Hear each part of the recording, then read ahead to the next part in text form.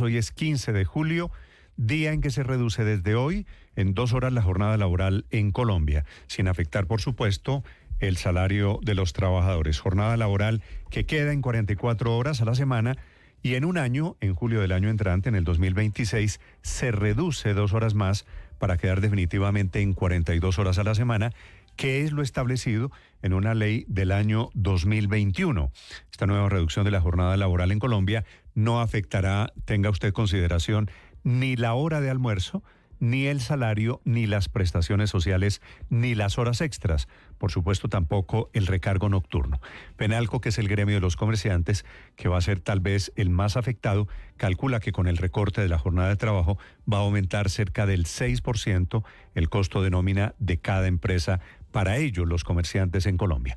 Y a propósito de temas laborales, atención, anuncia el gobierno nacional a través del ministro de Trabajo, Antonio Sanguino, anuncia que en Colombia las 700.000 trabajadoras del servicio doméstico o trabajadores, también puede haber hombres, tendrán que tener un contrato escrito para poder ejercer esas funciones. Es decir, lo que hoy funciona bien, que es el contrato realidad, no solo el ministro dice, tendrá que ser escrito. Contratos de realidad, que son los que se acuerdan entre patrones y empleados, ahora exigirán un contrato por escrito con las empleadas domésticas. El contrato tendrá que ser registrado ante el Ministerio de Trabajo, tendrá que tener claridad sobre el pago de las obligaciones que le corresponden a esa trabajadora, sus pagos de seguridad social, pensión, riesgos laborales y vacaciones. Requisitos que la verdad no son nuevos, pero que el gobierno quiere reclamar como un triunfo. El ministro aclara que funcionarios del Ministerio de Trabajo sí van a visitar casas para confirmar que se está cumpliendo con estos requisitos para las domésticas, pero que no van a multar a los hogares, que fue el miedo que surgió cuando el ministro comenzó a hablar de estos temas.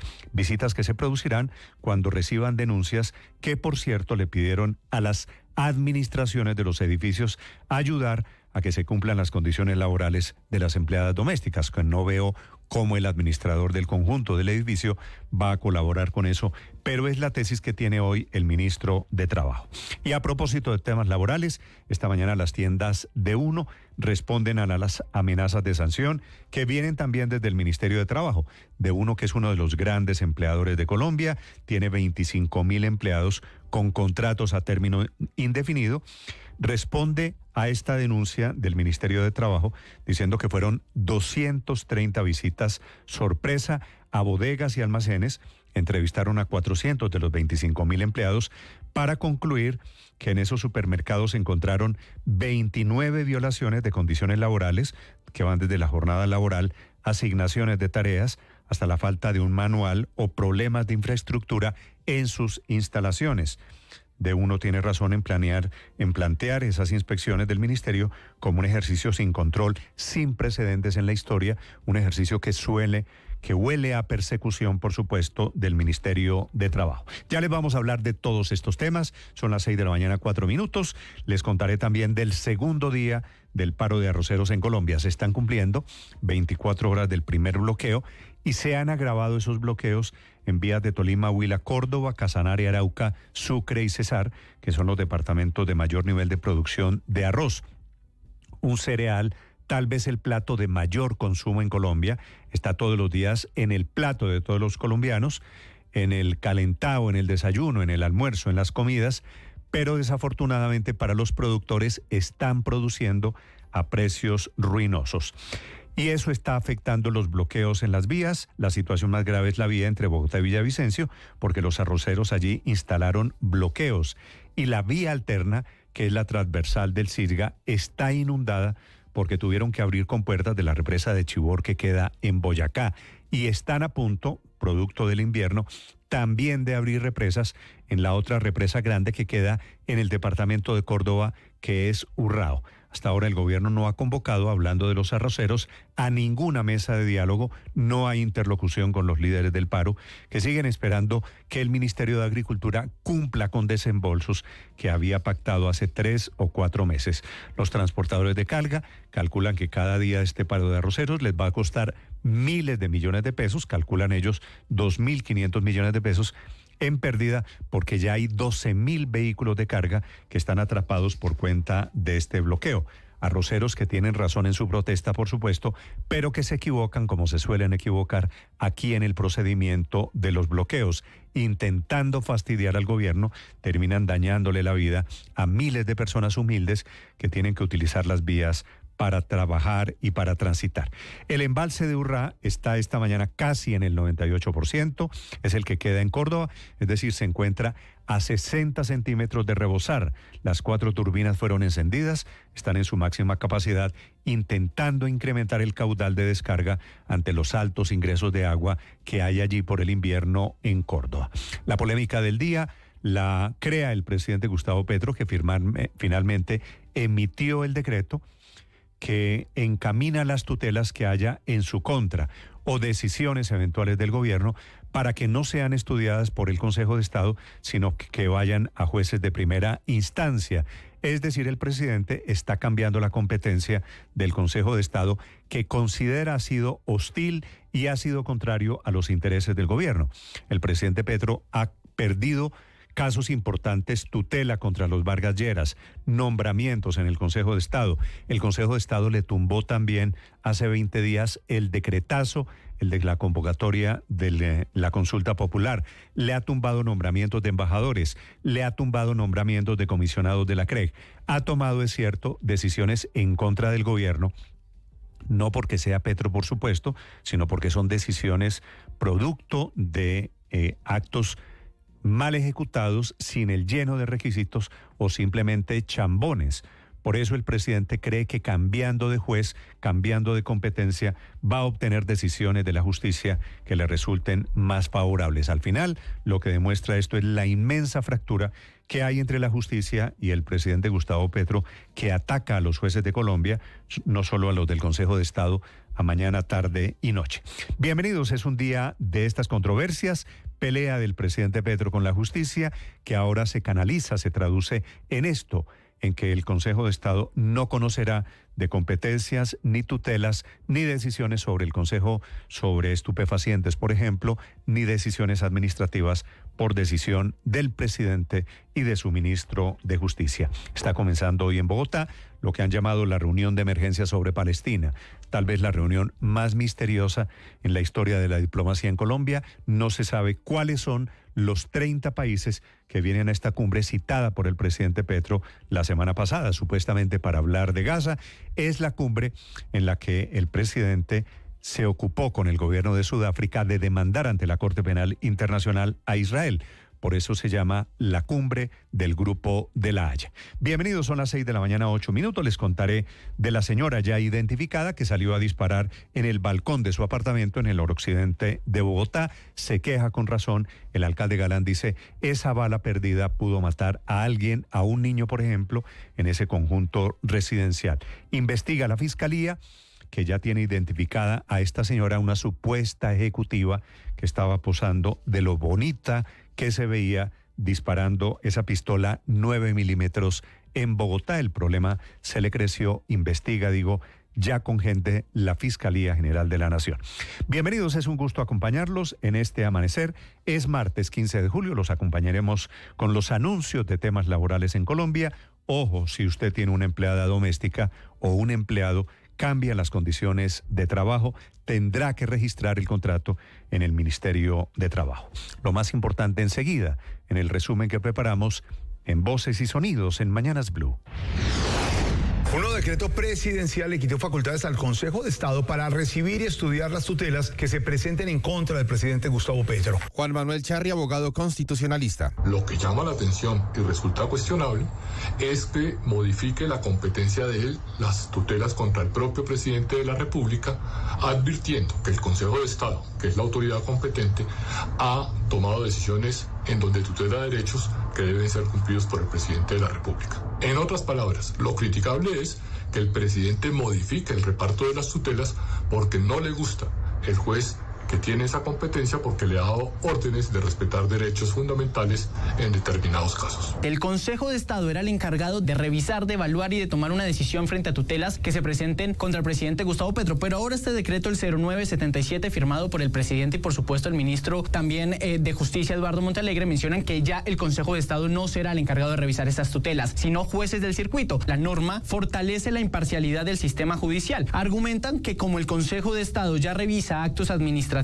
que expide el presidente, eso podría generar causales de impedimento al momento de que conozca también estas acciones de tutela. Las reacciones ante la expedición de este nuevo decreto no se han hecho esperar, pues la representante de la Cámara, Catherine Miranda, mediante su cuenta de X, dijo lo siguiente, abro comillas: lo que está haciendo Petro es un nuevo golpe contra las altas cortes. No le gusta el control, no le gusta que lo vigilen, no le gusta que le pongan límites. Habla Jaime Arrula, expresidente de la Corte Suprema de Justicia. Que es simplemente una inconformidad porque el Consejo de Estado ha venido siendo bastante duro con los actos del presidente, entonces simplemente se los están quitando de su competencia. Sí, nuevamente hoy estamos participando de este paro nacional arrocero debido a la baja del precio de arroz paddy que en los últimos 15 días la industria nos hizo. Y si el gobierno en el transcurso del día no nos atiende y no conforma una mesa de concertación o de diálogo, nosotros estamos preparándonos para cerrar la vía las 24 horas. Los arroceros cumplieron su advertencia y comenzaron a realizar bloqueos en varios puntos del país. Los cierres más críticos se encuentran en Tolima, Huila, así como en la vía entre Bogotá y Villavicencio. En Tolima hay 4 puntos de cierre, 2 en el sur del Tolima, 1 en el centro y otro en el municipio de Lerias. Y estos puntos, cada uno de ellos está tomando decisiones propias. En el departamento del Huila hay 4 puntos de bloqueo. En la vía Tesalia-Paicol, sector Los Sabanales en Campo Alegre, en Pueblo Nuevo, en Villavieja y cerca al peaje de Neiva. En esos puntos se concentran unos 800 arroceros quienes han decidido nuevamente taponar una de las principales vías que conecta al departamento del Huila con los departamentos de Putumayo y de Caquetá. Se mantiene el bloqueo por cerca de unos 150 arroceros que están aquí en el sector de Llanolindo y bloquean la vía Bogotá-Villavicencio. Dicen aquí los arroceros que ellos no se van a mover de este punto hasta que el gobierno nacional los escuche, cumpla con las peticiones que se hicieron hace más de 8 meses y que el precio del arroz se estabilice. La ola invernal que se vive en el país ha generado emergencias en algunas zonas de Santander, Antioquia, Meta y en la costa Caribe. Las intensas lluvias obligaron a abrir las compuertas de la represa de Chibor, lo que dejó un tramo de la vía alterna al llano totalmente inundado. Invivible, ya no se puede vivir por tanta agua que hay. Periódicamente el río aumenta todos los días. Es un desplazamiento natural que nos afecta demasiado. En hechos que son materia de investigación, hacia el mediodía de ayer se reportó la desaparición de los subtenientes Jonathan Cortés Salamanca, Nicolás Chaparro Guillén y Elian Sebastián Beltrán Vanegas, alumnos del curso de lanceros 513 que se desarrolla en el Fuerte Militar de Tolemaida. En Blue Radio, el mayor Luis Fernando Vélez, director de la Defensa Civil en el Tolima. La Dirección General de la Defensa Civil Colombiana ha dispuesto el grupo de buzos para realizar la búsqueda debajo del ferry. El ferry es bastante grande, de pronto puede ser que estén enganchados debajo del ferry o que hayan quedado atrapados en algo debajo del ferry. El ferry es bastante grande y por esa razón pues vamos a apoyar con los buzos. Los buzos vienen en desplazamiento desde Manizales y iniciaremos temprano movimiento hacia Girardot. El reloj laboral nuevamente se ajustará en Colombia. A partir del 15 de julio, la jornada máxima de trabajo semanal se reduce de 46 horas a 44 horas. Esto debido a la ley 2101 de 2021, que ordenó que los colombianos trabajen menos horas. Habla Iván Jaramillo, viceministro de Empleo y Pensiones. Esta es una modificación de reducción gradual para que se vaya disminuyendo de 48 horas semanales a 42 horas. Este año se va a reducir a 44 horas semanales máximo desde el 15 de julio de 2025. Y a propósito de todos los cambios que se avecinan con la reforma laboral, también hay que tener en cuenta la nueva reglamentación para contratar empleadas domésticas, horas extras y tipo de contrato entran en las nuevas normas y habrá un seguimiento especial. Habla el ministro del Trabajo, Antonio Sanguino. Que se formalice su vinculación mediante un contrato por escrito, que además garantice los derechos que por ley tienen todo trabajador en Colombia. El ministerio, o en cumplimiento de su competencia de inspección, vigilancia y control, adelantará las labores de seguimiento que permita también atender las denuncias o los reclamos que por razón a el incumplimiento de esta norma hagan las propias trabajadoras. El proceso de inspección del Ministerio de Trabajo a más de 200 tiendas de Uno tomó 20 días, siempre en el que encontraron irregularidades de diferente índole, como jornadas de trabajo extenuantes, horas extras, no registradas ni pagadas, accidentes de trabajo no reportados, descuentos de nómina irregulares y violación de derechos sindicales, entre otros. Habla el ministro del Trabajo, Antonio Sanguino. Hacen mérito para algunas investigaciones administrativas y que también hacen mérito para acordar con los trabajadores, sus organizaciones sindicales y las tiendas de Uno un plan de mejoramiento. Por su parte, la compañía de Uno informó que fue un ejercicio de control sin precedentes por parte del ministerio en la historia reciente del país, que atendieron con total disposición y responsabilidad y que además al día de hoy de Uno no ha sido notificado formalmente de ningún cargo en su contra. Audios reveladores se conocen en medio de la investigación por la muerte de una pareja y su hijo de 4 años en un hotel de San Andrés, quienes se quejaron ante sus familiares por las malas condiciones en las que encontraron la habitación que les dieron. En esto se escucha a Viviana Canro, una de las víctimas, contar que la habitación tenía mal olor y que estaba pidiendo que la reubicaran. Tuviera lo mojoso que está, abuelo, altísimo mojo.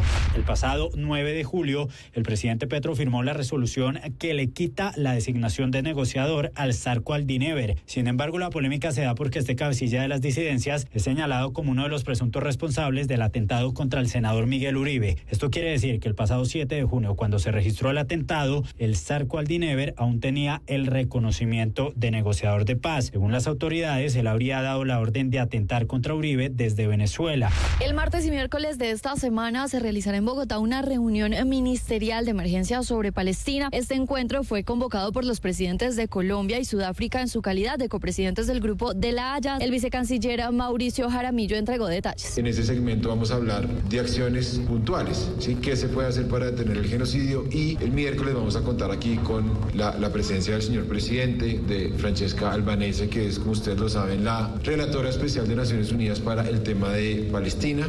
Este encuentro ha despertado críticas desde algunos sectores que consideran que el gobierno debería poner su atención en conflictos internos. Esto respondió al respecto Mauricio Jaramillo. Ese falso dilema de que interesarnos en Gaza implica desprecio por lo que pasa en las zonas, en los territorios colombianos. Y Donald Trump se cansa de la guerra de Rusia y Ucrania. Y en una reunión junto al secretario general de la OTAN ayer, Marco Rutte, lanzó un ultimátum a Rusia, 50 días para un acuerdo. De lo contrario, aranceles masivos. Estamos muy descontentos con ellos, con Rusia, y vamos a estar imponiendo aranceles muy severos si no tenemos un acuerdo en 50 días. Aranceles del 100%. Los llamaremos tarifas secundarias, que ustedes ya saben qué significa eso, decía el presidente Trump. En el campo militar, Estados Unidos y la OTAN sellaron un acuerdo que le permitirá a Ucrania volver a acceder a los poderosos misiles Patriot, el arma más efectiva para defenderse de los bombardeos de Rusia, pero cuyos suministros acaban muy rápido. América de Cali va por la clasificación a los octavos de final de la Copa Sudamericana 2025. Enfrentará en el partido de ida a Bahía de Brasil a partir de las 7:30 de la noche, hora colombiana. En la previa del partido, el director técnico Diego Raimondi aseguró que será un partido difícil. Creo que nosotros no tenemos que perder nuestra identidad. Seguramente el equilibrio va a ser fundamental en 180 minutos. No podemos pensar de arrinconar el Bahía durante 70 minutos, 80 minutos, como puede pasar con algún partido en el campeonato. Estás escuchando Blue Radio.